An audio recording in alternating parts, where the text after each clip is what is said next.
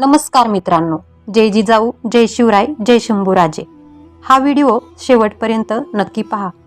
आजचा व्हिडिओ हा आहे तोरणा किल्ल्यावर आधारित, जो प्रत्येक मराठी माणसाच्या रक्तात जोश भरेल। जर तुम्हाला शिवाजी महाराजांचा इतिहास सुरुवातीपासून जाणून घ्यायचा असेल तर मोहिमा आणि किल्ले या चॅनलला सबस्क्राईब करायला विसरू नका, कारण ही आहे स्वराज्याच्या प्रवासाची सुरुवात।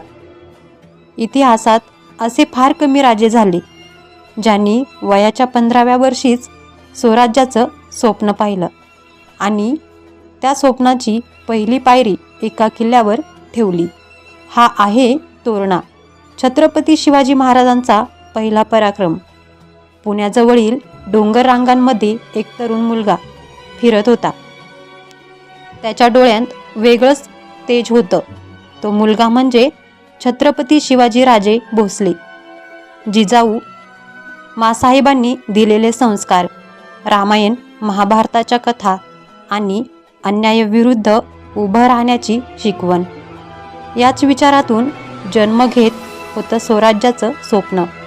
तोरणा किल्ला का महत्त्वाचा वाटतो? तोरणा किल्ला म्हणजे सह्याद्रीतील मजबूत किल्ला, आदिलशाहीच्या ताब्यात असलेला, पण दुर्लक्षित हे छत्रपती शिवाजी महाराजांनी ओळखलं। कोणतं मोठं सैन्य नाही, कोणती राज्यशाही सत्ता नाही, फक्त मावळ्यांचा विश्वास आणि ध्येयावर अढळ श्रद्धा। 1645 साली छत्रपती शिवाजी महाराजांनी तोरणा किल्ल्यावर अधिकार मिळवला।